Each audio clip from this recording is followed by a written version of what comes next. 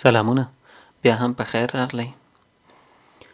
افغان جرمن انفو پښتو په جرمني باندې د فروشاین لوستونو ته د Muster Fragebogen یا د بوګنونو څپرکیو برخه ده. 5م څپرکی ده. هر څپرکي کې د دوو برخو پوښتنې دي. لومړی بنسټیزې هماغه اساسي پوښتنې چې 20 پوښتنې دي او ورسره د B کلاسه یا همدغه چې د PKW یا د وړوکي موټر لیسنس ته 10 سواله دا دي. یعنی په هر چپټر کې یا په هر څپرکي کې 10 پوښتنې دي. لومړی پوښتنه د 4 نمرو پوښتنه انځوریزه پوښتنه ده. په انځور کې ګورو زموږ شاته څوک دي، کوم موټر دي. مخکې مونږ یو بوس دی تمځای ته یا د بوس تمځای ته را رسېدلی دی بوس. 4 واړه څراغونه هم چالان دي، خبرتیایي څراغونه. پوښتنې ته راځو. Was müssen Sie in dieser Situation beachten؟ په دغه حالت کې باید تاسو څه وکړئ یا څه شته مو باید پام وي. Waren Blinklicht an؟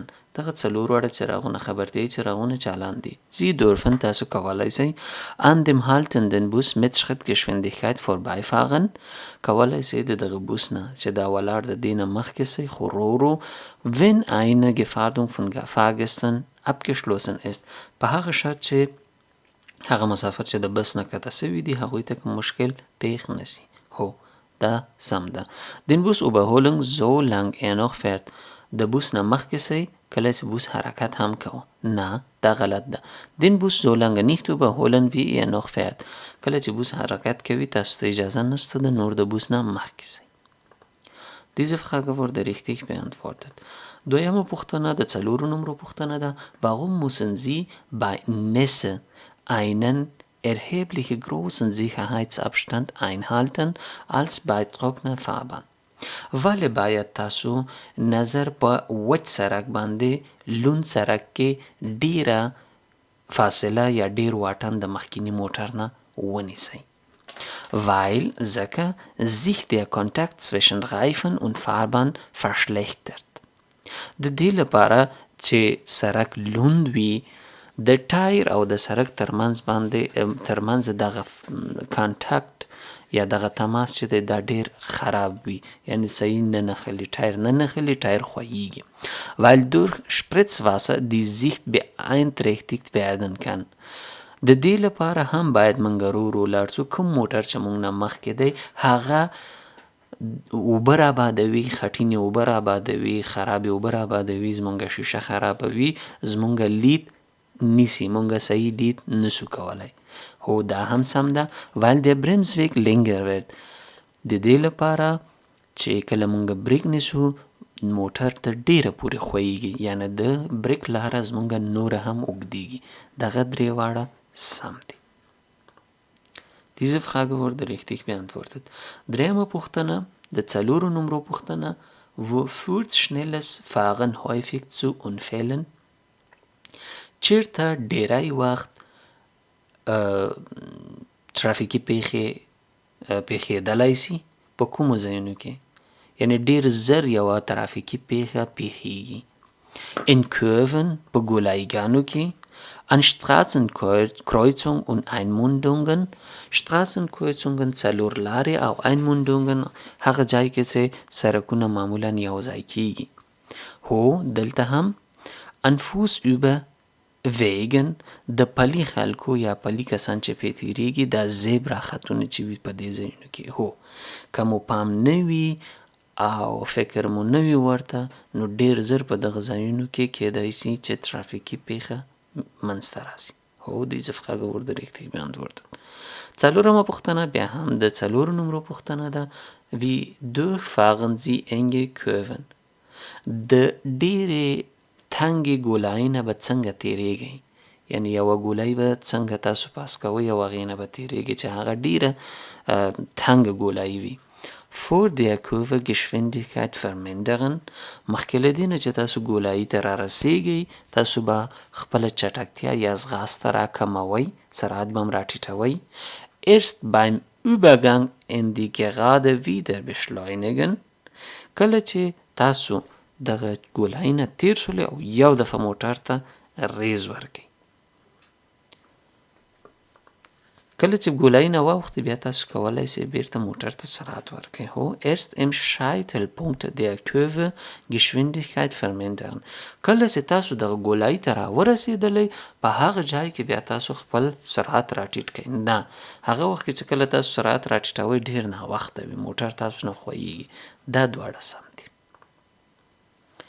کله چې تاسو مخکې له دې نه ګولایي ته ننوځئ سرعت به مو راټیټوئ، او کله چې سیده سړک ته برابر سو بیا بیرته به موټر تیزوئ.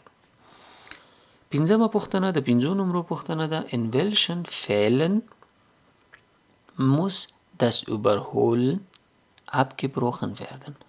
په کوم حالت کې باید سبقت یا مخکې کېدلو نه تاسو منصرف سئ یا هم تیر سئ. Wenn der eingeholt seine Geschwindigkeit stark verringert، کله چې تاسو د یو کس نه مخکې کېږئ یو موټر نه، هغه موټر خپل سرعت ډیر راټیټ کړي، نه دا خو په فایدې باندې ده، ځکه موږ زر تېرېدی سو، زر بیرته کوی سو، په تشه کې ننوځو او موټر مو مسؤون وي. Wenn der eingeholte plötzlich beschleunigt، کله چې ستاسو موټر د هغه چا نه چې تاسو مخکې کېږئ په هغه صورت کې هغه نفر خپل موټر ته سرعت ورکړي. دغه وخت کې باید تاسو د مخکې کېدلو نه منصرفه سئ او نور مخکې نه سئ، ځکه چې ته هم موټر ته ریز ورکوي، دا موټر ته ریز ورکوي، خدای نخواسته د یو زړه بوږنوونکې پېښې سره مخ کېدی سي. Wenn durch unerwarteten Gegenverkehrsgefahren entsteht، کله چې د مخامخ موټر په واسطه باندې تاسو ته کوم خطر مخکې کېدونکی وي، یعنی کله چې تاسو د کوم موټر نه مخکې کېږئ هغه موټر هم ریز ورکړي، په دې وخت کې باید تاسو خپل هغه نه تیر سئ، مخکې کېدلو نه یا سبقت نیولو نه تیر سئ. او کله چې د مخامخ موټر راتلونکي په واسطه تاسو ته خطر پېښېدونکی وي په هغه وخت کې هم باید تاسو د خپل مخکې کېدلو نه تیر سئ. Diese Frage wurde richtig beantwortet.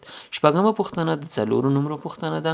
Wodurch kann die Aufmerksamkeit bei einer Tunneldurchfahrt beeinträchtigt werden؟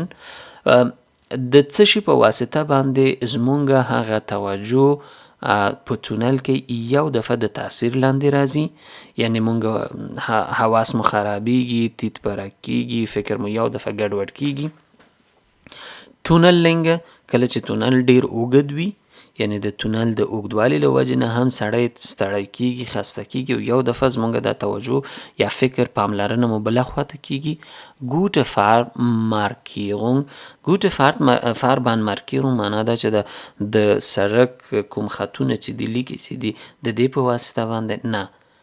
Beleuchtungsreflexion durch den Gegenverkehrs، کله چې په یو تونل کې هم د تلو لار وي هم د راتلو لار وي، د راتلونکي موټرونو د څراغ د انعکاس په واسطه باندې هم کېدای سي ستاسو هغه پاملرنه ګډوډه سي او تمرکز مو خراب سي. هو دا دواړه کېدای سي. Diese Frage wurde richtig beantwortet. اوومه پوښتنه د 4 نمرو پوښتنه ده. یو ویډیویي پوښتنه ده. لومړی راځو ویډیو ته، ویډیو به وګورو، پس له هغې نه بیا هم وایم تاسو 15 وارې کولی سئ یوه ویډیو وګورئ. مخکې له دې نه چې تاسو صحیح مطمئنه سوي ناستئ هېڅکله د پوښتنو برخو ته په امتحان کې مه ځئ. کله چې تاسو په ازموینه کې د پوښتنو برخې ته لاړئ تاسو نسئ کولی بیرته د ویډیو کتلو برخو ته راځئ. لومړی راځم ویډیو ګورم. په ویډیو کې همیشه ویلي دي چې هندارو ته مو پام وي، بیا پس د هغې نه مخامخ څراغونو ته مو پام وي. څراغ وهل سوی ده، زما شاته بایسکل را روان دی، زه باید دې خوا ولاړ سم یا د راسته لاسته تاو سم. وم لیدو چې بایسکل یو دفعه ورک سو. پوښتنو ته ځو. Worauf müssen Sie jetzt achten؟ څه شته مو باید پام وي. Auf das Fahrrad، دغه فاغات چې و یا موټر چې بایسکل چې و راغی دلته ورک سو، دې ته مو باید پام وي. Auf das Motorrad، موټرات خو لاړه او هغه په بله لیکه کې و، نه هغې ته هم زه پام نه کوم. Auf den vorausfahrende PKW، دغه مخکینی موټر ته به هم باید پام وي. کیدای سي یو دفعه بریک ونیسي، ځکه کله چې تاسو ته دلته چا راسته لاسته تاویږي چراغ شین وي، نو د پلي کسانو دپاره هم معمولا چراغ شین کیږي. نو که کوم پیاده رو یا پیاده کس را منډه کي نو دا موټر هم یو دم بریک نیسي، نو کله چې یو دم بریک ونیو تاسو هم ورخطا کیږئ. نو دته مو پام یو دغه بایسکل چې راغی دته پام. Diese Frage wurde richtig beantwortet. Atama Puchtana, der Zaluro-Numero Puchtana da, was kann die Fahrtüchtigkeit ähnlich beeinträchtigen wie Alkohol؟ کوم هغه څه دي چې ستاسو د موټر چلاونې هغه ځانګړتیاوې د تاثیر لاندې راولي، لکه عین چې تاسو نشهیي توکي کارولي وي یا مو الکول یا هماغه شراب څښلی وي. Erfrischungsgetränke معنا دا چې تاسو سافت یا جوس یا هم د میوې اوبه وڅښئ، دا شی هم ستاسو وضعیت دومره خرابوي لکه الکول هم چې څښلی وي؟ نه. میډیکامنټه ځینې دواګانې دي، دروګن بیا هم هماغه نشهیي توکي. دروګن او میډیکامنټه ځینې دواګانې دي، هم سړی ګنګسوي او زمونږ د تمرکز خرابوي. نو د دې لپاره شته دي بعضې دواګانې چې زمونږ فکر خراب. هو دا دواړه سم دي. نهمه پوښتنه د 3 نمرو پوښتنه ده. Wie müssen Sie ein Überholvorgang beenden؟ څنګه باید تاسو یوه د سبقت پروسه ختمه کړئ؟ سبقت پروسه معنا چې تاسو کله غواړئ د یو موټر نه مخکې سئ، نو دغه پروسه یا دغه مرحله به څنګه بیرته ختموئ؟ Das Wiedereinordnen rechtzeitig und deutlich anzeigen. Wiedereinordnung کله چې تاسو د یو موټر نه مخکې کیږئ او بیرته یوې تشې ته راننوځئ خپل لاس ته، دې ته Wiedereinordnen وایي. تاسو دغه Wiedereinordnen او بیرته ځان برابرول باید په وخت باندې او ډیره واضح شکل باندې شاتني موټر ته وښیئ چې زه غواړم بیرته خپل لاس ته راننوځم. Dicht vor den Überholten wieder auf die rechten Fahrbahnseite wechseln. ډیره په لنډه فاصله کې څومره زر چې کیږي بیرته خپل لاس ته راننوځه. نه، هیڅکله به دا کار نه کوئ.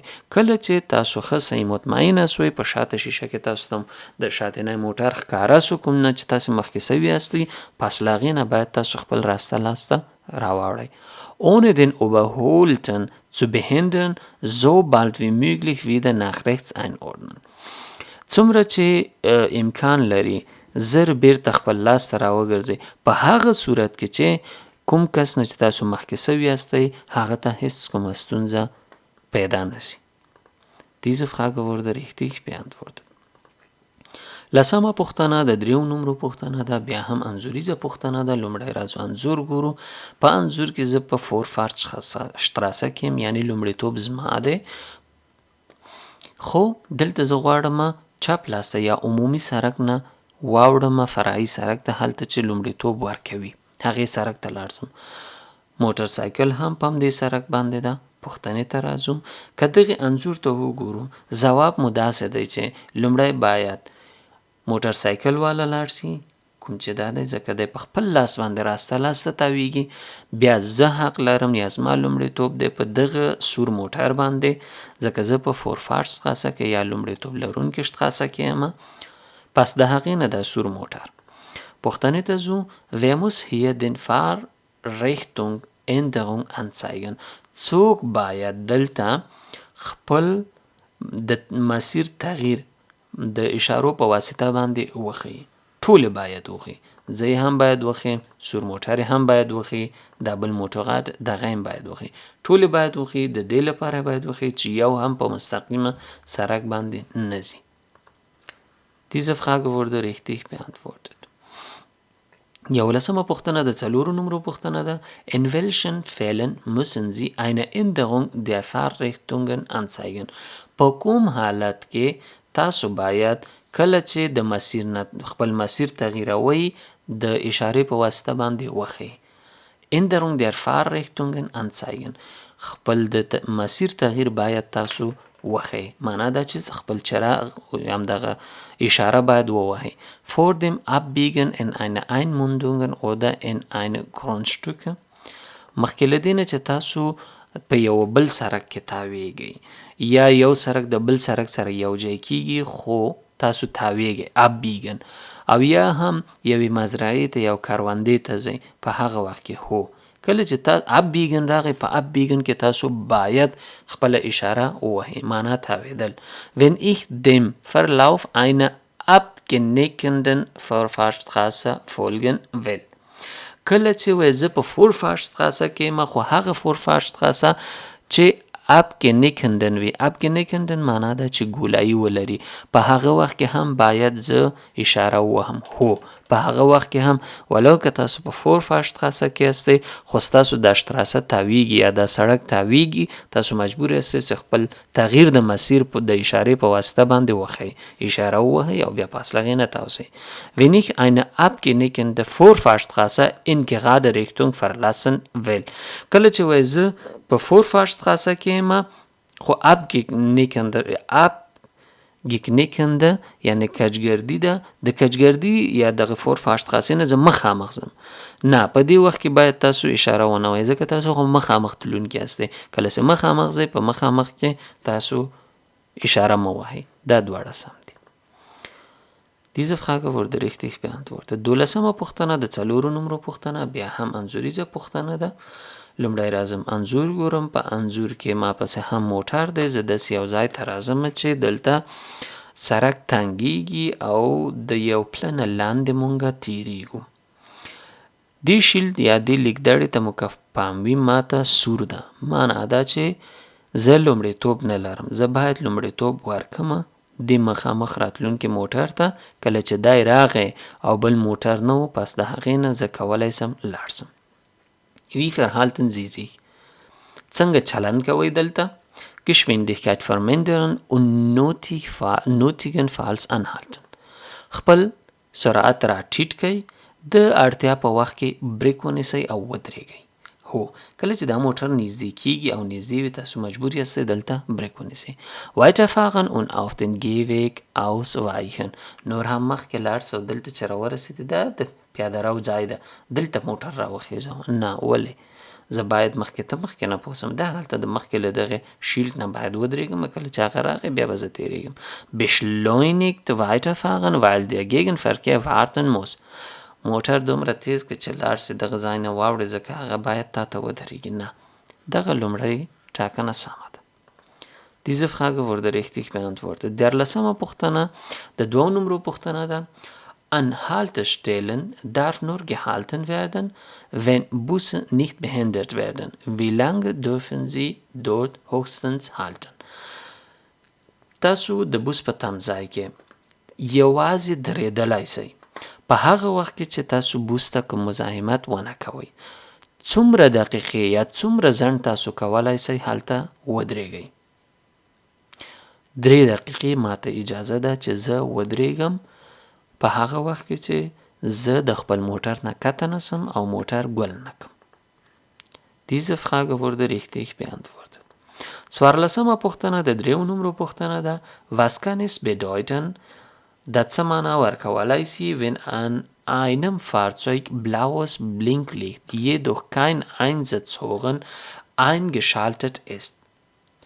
دا څه معنا ورکوي کله چې تاسو په خپله شیشه کې ګورئ ستاسو شاته یو موټر را روان ده خو شین چراغ یا هغه د لکه د پولیسانو د موټرو په سر باندې چې دا شین چراغ وي او چالان وي کنه، یا هم د امبولانس د موټر په سر باندې دا چراغ چالان وي خو وای هغه ارن چالان نه وي.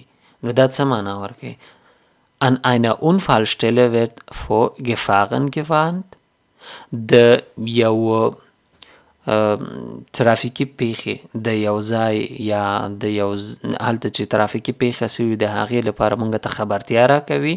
هو Es wird vor einer Einsatzstelle der Feuerwehr gewarnt. کیدای سي هلته د اطفایي موټرونه ولاړ وي یا هم د ژوند ژغورنې موټرونه وي او هغه کوي خپل وظیفه اجرا کوي. هو دا دواړه سم دي. Eine Abschleppwagen fährt zu einem Einsatz. کله چې هغه موټر یو بل موټر راکش کاږي یا ځان پسې راکش کاږي هغه موټر هغې پسې روان وي چراغونه یې چالان کړي وي. نه، په هغه وخت کې چې کله یو چیرته حادثه سوي وي پولیسان راغلي وي او هلته ولاړ وي دغه شنه چراغونه چالانوي او یا هم که د اطفایي موټر وي. هو Diese Frage wurde richtig beantwortet. 15مه پوښتنه د 5 نمرو پوښتنه ده. welches Verhalten ist richtig؟ دلته کومه کړنه سمه ده؟ زه په Vorfahrtsstraße کې یم. زه چپ لاس ته ځم، څراغ مې وهل، اشاره وهل سوې ده. دلته به څه کوم؟ که دې انځور ته موږ وګورو، لومړی حق زما ده، بیا ما پسې د دې سور موټر ده، د سور موټر نه وروسته بیا ټرم یا همدا U-Bahn. پوښتنې ته راځو. ich muss die Straßenbahn vorlassen. زه باید دې ټرم ته لاره ورکړم چې لاړ شي. نه ich darf als erst fahren. زه کولی شم لومړی لاړ شم. هو. Diese Frage wurde richtig beantwortet. 14مه پوښتنه د 5 نمرو پوښتنه ده. welches Verhalten ist richtig؟ کومه کړنه سمه ده؟ لومړی انځور ته راځو. په انځور کې ماته شټاپ شیلډ ده. شټاپ شیلډ دا معنی چې هر کله هم زه راځم، زه باید د هلت لینیې نه مخکې یا دغلته زه یو دفعه تم سم، بیا پس د هغې نه اجازه ده ماته چې زه لاړ سم. دلته کومه کړنه سمه ده؟ کړنه داسې سمه ده چې لومړی به دا بایسکل چلوونکی زی، وروسته به دا بس زی، بیا ورپسې به زه ځم. ich muss den Radfahrer durchfahren lassen. زه باید دا بایسکل چلوونکی پرېږدمه چې لاړه سي. هو. den Bus durchfahren lassen. دا بس پرېږدمه چې لاړ سي. هو. an der Haltlinie anhalten. دغه Haltlinie یا د تم کېدو په کرښه باندې دلته زه باید ودرېږم. هو. درې واړه ځوابونه سم دي. 18مه پوښتنه د 5 نمرو پوښتنه ده. بیا هم انځوریزه پوښتنه ده. انځور ته راځو. abgeknickte Straße، دغې شتراسې ته وایي. مخکې مونږ وویلې چې دلته د ګردانه لري یا غاړه لري، راتاویږي. انځور ته که وګورو، په انځور کې بایسکل چلوونکی ده، بیا دا وړوکی موټر ده، دا د Vorfahrtsstraße نه را روان دی، د هغې شتراسې ته راځي چې لومړیتوب نه لري. زه یمه، زه هم مخامخ روان یم. پوښتنه ده in welcher Reihenfolge müssen die Fahrzeuge hier weiterfahren؟ کوم ته مراحل یا پرله پسې څوک او څوک کولی سي چې لاړ سي، یا په کوم حالت کې څوک کولی سي لاړ سي. der Radfahrer، ich، der gelbe PKW. لومړی بایسکل چلوونکی، بیا زه، بیا د موټر. هو. لومړی به بایسکل چلوونکی زی، پسې به زه ځم، بیا به دا سي. Diese Frage wurde richtig beantwortet. 18مه پوښتنه د 4 نمرو پوښتنه ده. was ist bei diesem Verkehrszeichen zu tun؟ کله چې تاسو دغه لیکدړه وینئ باید څه وکوئ؟ څه کول پکار دي کله چې تاسو دغه لیکدړه یا ترافیکي نښه وینئ؟ Sonnenbrille abnehmen. د لمر یا لمریزې عینکې مو لرې کړئ. هو. هغه تورې عینکې چې دي هغه باید لرې کړئ. Abblendlicht einschalten. ډیم څراغ مو چالان کړئ. Warnblinklicht einschalten. خبرتیایي څلور چراغونه مخکې او شاته چې دي هغه باید چالان کړئ. نه.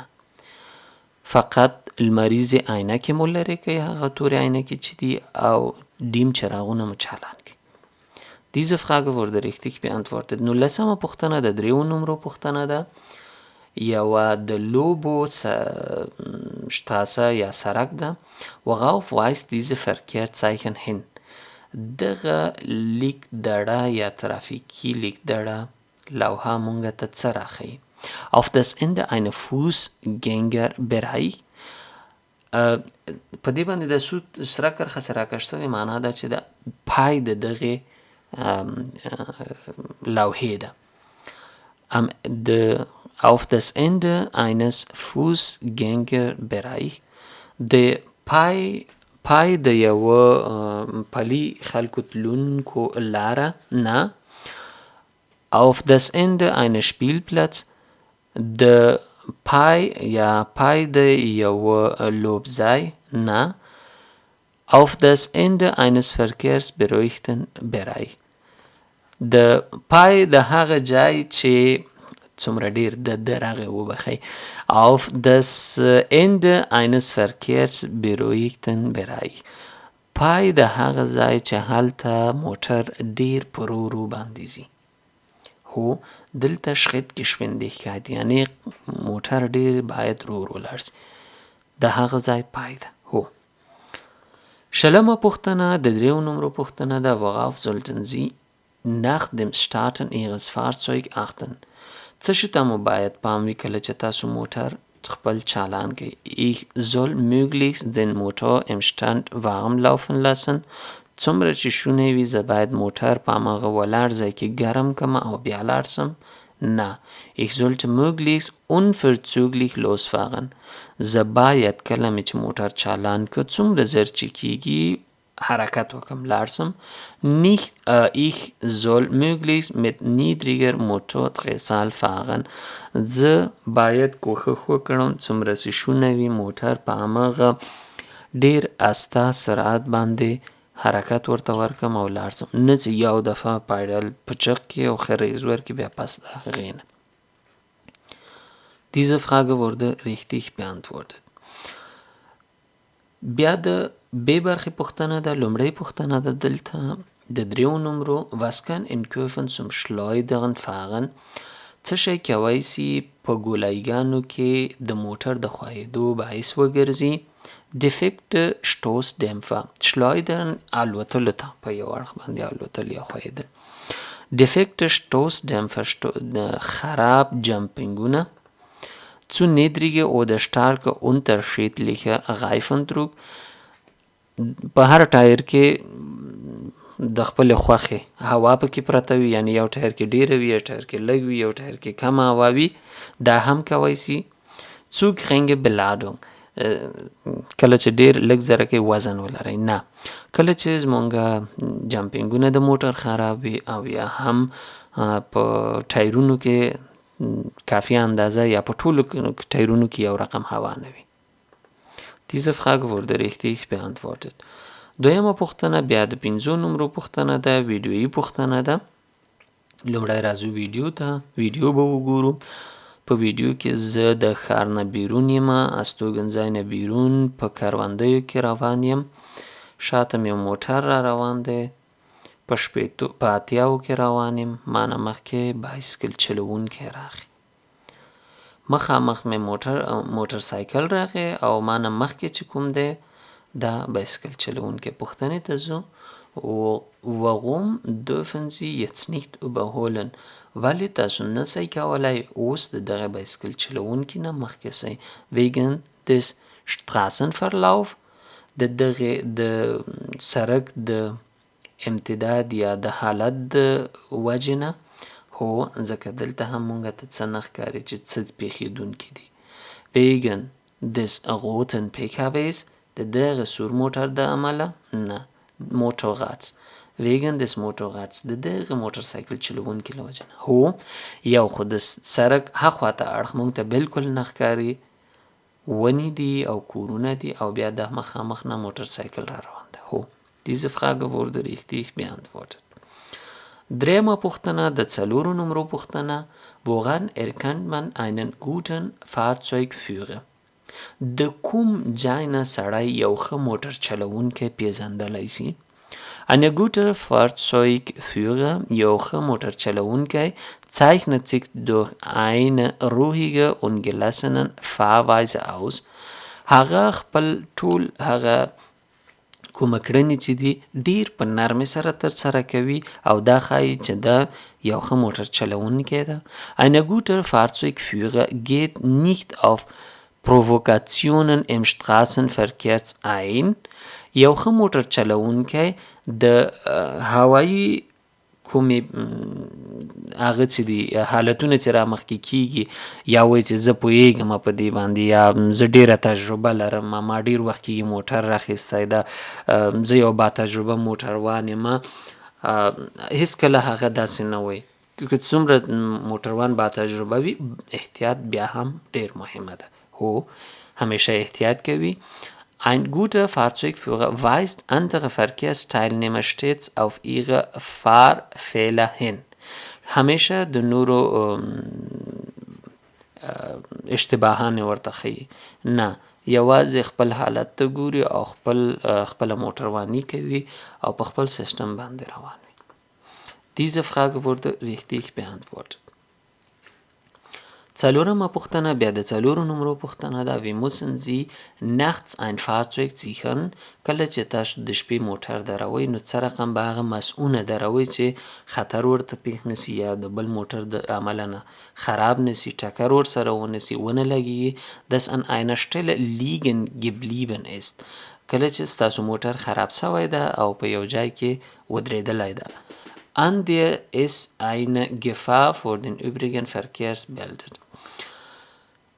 بیرته له سره نه ترجمه کوم. وای کله چې ستاسو موټر په یو ځای کې خرابیږي او دریږي د دې لپاره چې نورو موټرونو ته هم خطر پیښ نشي او ستاسو موټر سره هم څوک ونه لګیږي، څنګه به تاسو دا موټر مسؤونه ساتئ یا مسؤونه دروئ.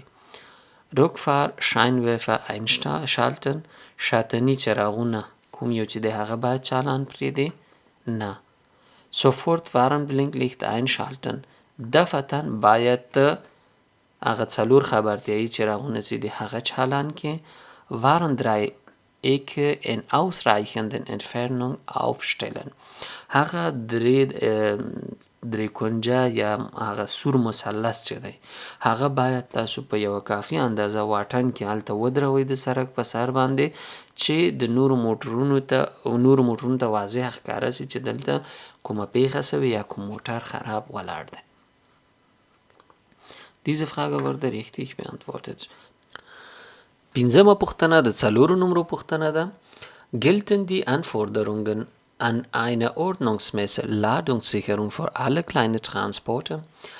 وای د کله چې په وړوکي موټرونو کې بار باریږي د بار د سمبالښت طریقه ټولو وړوکي موټرو ته مدار د اعتبار د یا پلي کیږي که نه؟ هو. Sie gelten für alle kleine Transporter. ټول هغه واړه موټرونه چې دي باید بار پکې چې کله تاسو باروئ مسؤونه طریقه باندې کلک وتړل شي، څه ونه ښویېږي، حرکت ونه کوي، بې ځایه نسي او موټروان ته یا څوک چې په موټر کې دي هغوی ته کوم خطر پیښ نسي. Diese Frage wurde richtig beantwortet. شپږمه پوښتنه د دریو نمرو پوښتنه ده. Sie möchten Urlaubspäcke auf dem Dach ihres vollbesitzten PKWs mitnehmen. تاسو غواړئ هغه Urlaubsgepäcke یا د رخصتیو یا د چکر او سیاحت لپاره چې تاسو ځئ معمولا بعضې بکسونه د موټر پاس په سر باندې ایښودل کېږي خو هغه خاص بکسونه وي، غواړئ د ځان سره یې ویسئ. Was müssen Sie beachten؟ څه ته مو باید پام وي کله چې تاسو دغه د سیاحت خپل بکس د موټر په سر باندې ږدئ. Die Angabe des Fahrzeughersteller zu Dachlass in der Betriebsanleitung.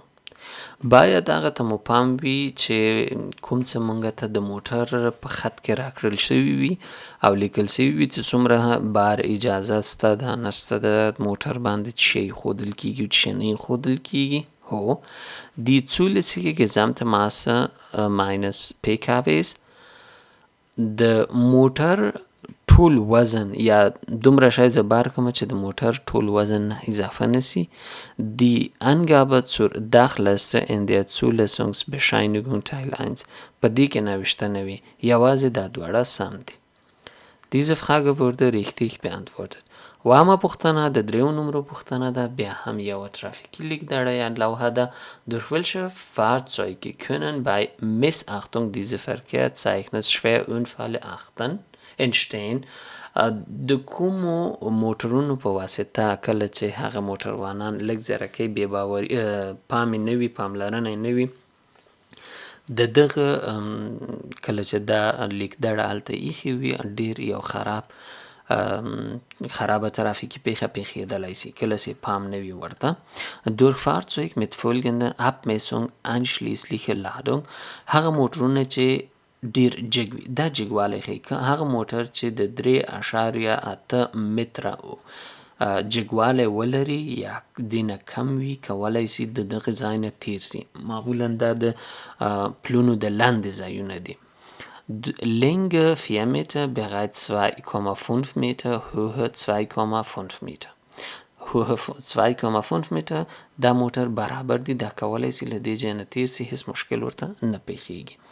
Länge 8 Meter, Breite 2,5 Meter, Hohe 4 Meter.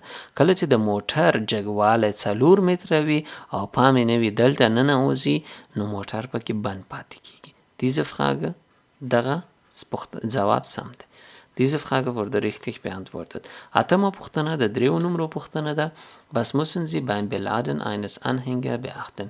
کله چې ستاسو موټر سره یو دانه وړوکی ټیلر تړلی وي نو کله چې تاسو هغه باروئ څه شته مو باید پام وي. Die Ladung muss sicher verstaut werden. باید مسئونه وتړل سي. Darf nach hinten ohne zusätzliche Kennzeichen höchstens 1 Meter über die Rückstrahle hin austragen. اجازه شته ده چې ستاسو دغه بار د موټر نه 1 متر وروسته لاړ سي او بغیر له کوم اضافه نمبر پلیټ نه.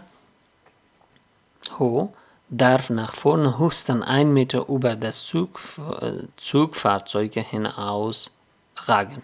اجازه شته ده چې د موټر وان د مخې نه 1 متر همداسې د موټر په سر باندې راسي. نه، دا دواړه سم دي.